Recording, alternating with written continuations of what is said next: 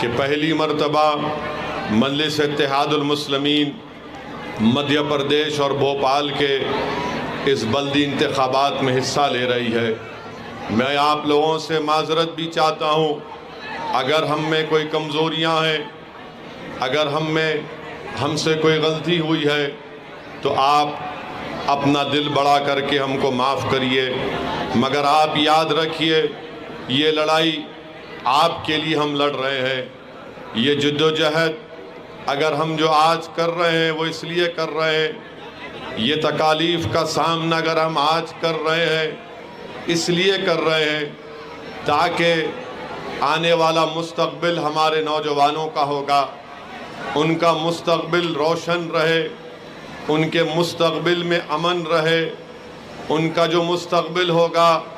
اس میں کسی غریب کا گھر نہیں توڑا جائے گا، ان کا جو مستقبل ہوگا اس میں ان کے بچوں کو پڑھنے کے لیے شکشا کا اور اسکول کا انتظام ہوگا، مستقبل میں ہمارے نوجوانوں کو ڈگری حاصل کرنے کے لیے کالجز دستیاب رہیں گے۔ آج کی یہ لڑائی کل مستقبل کو اچھا کرنے کی لڑائی ہے، اور میں بھوپال کی تمام عوام کو یہ بتانے آیا ہوں کہ میں یہاں پر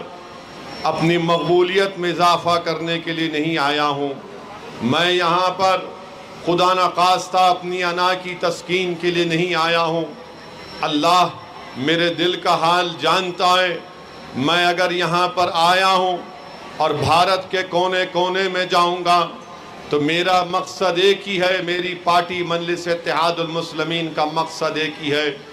کہ بھارت کے سنویدھان کو مضبوط کیا جائے، بھارت کے سنویدھان میں اور بھروسے کو قائم کیا جائے، اور وہ سنویدھان آپ کو اور ہم کو اس بات کی اجازت دیتا ہے کہ ہم ڈگنیٹی کے ساتھ، عزت کے ساتھ اپنی زندگی گزاریں۔ وہ سنویدھان ہم کو اس بات کی اجازت دیتا ہے کہ ہماری آواز کے بغیر کوئی حکومت فیصلے نہیں لے سکتی، ہماری آواز کے بغیر ہماری کوئی مرضی کے خلاف حکومت فیصلے نہیں لے سکتی ہے۔ میرے عزیز دوستوں اور بزرگوں، میں آپ سے یہ اپیل کرنے آیا ہوں کہ آپ ہماری جد و جہد میں ہمارا ساتھ دیجئے، ہماری کوششوں میں آپ اپنا ہاتھ بٹائیے، کیونکہ یاد رکھیے بھارت جس دور سے گزر رہا ہے آپ مجھ سے بہتر جانتے ہیں۔ یہ ہمارا وطن عزیز ہے، یہ بھوپال کی سرزمین جس کو دوست محمد خان نے آباد کیا، یہ بھوپال کی سرزمین جس کو برکت اللہ خان نے اپنے خون سے رنگا، وہ برکت اللہ خان جس نے انگریزوں کو چنے چبا دیے، وہ برکت اللہ خان جس نے انگریزوں کے خلاف پہلی حکومت بنائی افغانستان میں، اور بھوپال کی سرزمین پر، اس غیور سرزمین پر اللہ نے مجھے بھیجایا ہے، اور میں پہلی مرتبہ آپ کے درمیان میں کھڑے ہو کر اپنی بات کرنے کا موقع اللہ نے مجھے دیا ہے۔ تو میں برکت اللہ خان کے جانشینوں سے، دوست محمد خان کے جانشینوں سے یہ اپیل کرنے آیا ہوں کہ آپ، سنویدھان آپ کو یہ کہتا ہے کہ آپ اپنی آواز کو اٹھائیں۔ جو سنویدھان بابا صاحب امبیڈکر نے بنایا، وہ سنویدھان آپ کو اور ہم کو اس بات کی اجازت دیتا ہے کہ ہم جمہوریت میں اپنے حصے داری کو تلاش کریں، جمہوریت میں ہم اپنا حصہ حاصل کریں، اور یاد رکھیے جب تک السنکھیک سماج، دلت سماج، آدیواسی سماج اپنی سیاسی لیڈرشپ کو نہیں بنائے گا، آپ کے مسائل حل ہونے والے نہیں ہیں۔ بھارت کی جمہوریت شراکت داری کی جمہوریت ہے، جس کو انگریزی میں کہتے ہیں کہ پارٹیسپیٹیو فارم آف ڈیموکریسی ہے۔ آپ کو جب تک اپنا حصہ نہیں ملے گا،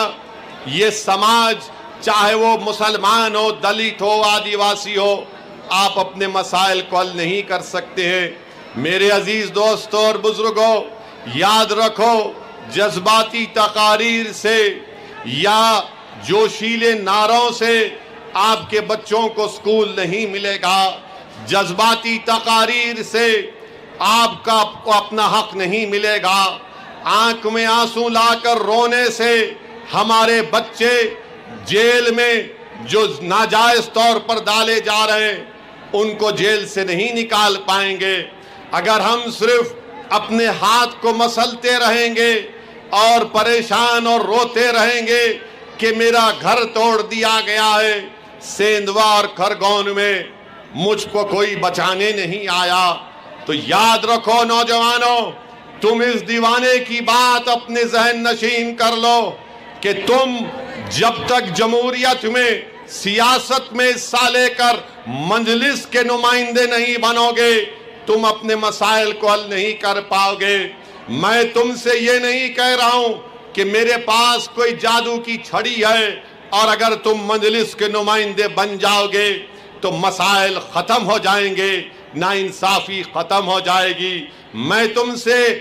یہ وعدہ کر رہا ہوں کہ اگر آپ نچلی سطح سے زمینی سطح سے اپنی قیادت کو بنائیں گے تو آپ اپنے لیے اور آنے والے مستقبل کے لیے آپ اپنے ایک نیتا کو تیار کریں گے، ایک لیڈر کو تیار کریں گے، ایک قائد کو تیار کریں گے کہ جب کبھی کسی کی بھی سرکار ہوگی، چاہے کمل ناتھ کی سرکار ہوگی یا پھر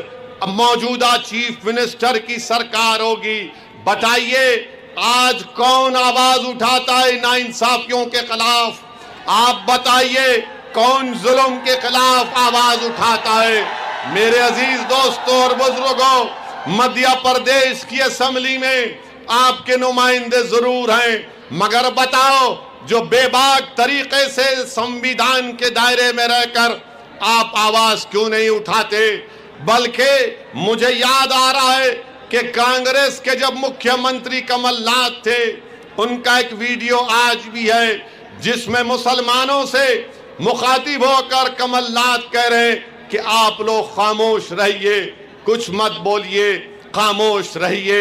یہ مزاج کانگریس کا ہو سکتا ہے کہ خاموش رہو، یہ مزاج ان کمزور لوگوں کا ہو سکتا ہے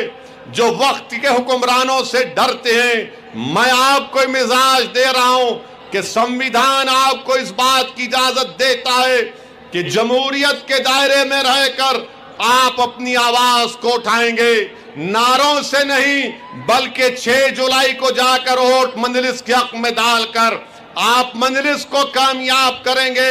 تو وہ خاموشی ٹوٹے گی، وہ سناٹا ختم ہوگا اور جواب ہوگا کمل ناتھ کو، جواب ہوگا بھاجپا کو۔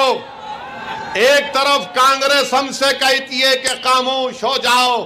دوسری طرف بھاجپا کہتی ہے کہ آواز اگر اٹھاؤ گے تو گھر توڑ دیا جائے گا۔ میں بھوپال کی سرزمین میں برکت اللہ خان کے جانشینوں کے درمیان میں کھڑے ہو کر بھاجپا اور کانگریس کو کہہ رہا ہوں کہ اسد الدین اویسی کو اللہ جب تک زندہ رکھے گا میں پکارتا رہوں گا اور آواز لگاؤں گا، کیونکہ بھارت کا سنویدھان مجھے اور آپ کو سب کو اجازت دیتا ہے کہ آپ آواز اٹھائیں۔ جمہوریت کے دائرے میں رہ کر ہم کو اپنی لڑائی لڑنا ہے۔ میں آپ کو یہ نہیں کہہ رہا ہوں کہ تشدد کرو، بلکہ یاد رکھو تشدد راستہ نہیں ہے، ووٹ ڈالنا اور سیاسی قیادت بنانا راستہ ہے۔ تشدد سے کوئی چیز حاصل نہیں ہوتی۔ اگر حاصل کرنا ہے نوجوانوں تو سیاسی لیڈرشپ کو بناؤ۔ میں یہاں پر آیا ہوں اور اللہ نے جب تک مجھے زندہ رکھے گا میں بھارت کے کونے کونے میں جاتا ہوں۔ آج بھوپال کو آیا ہوں، پھر آؤں گا، مگر میرا مقصد کیا ہے کہ تم آج جو کھڑے ہو کر اویسی کا بھاشن سن کر نعرے لگا رہے ہو، کل تم یہاں کھڑے ہوگے اور جنتا تمہارا نام لے کر نعرہ لگائے گی۔ یہ میرا خواب ہے۔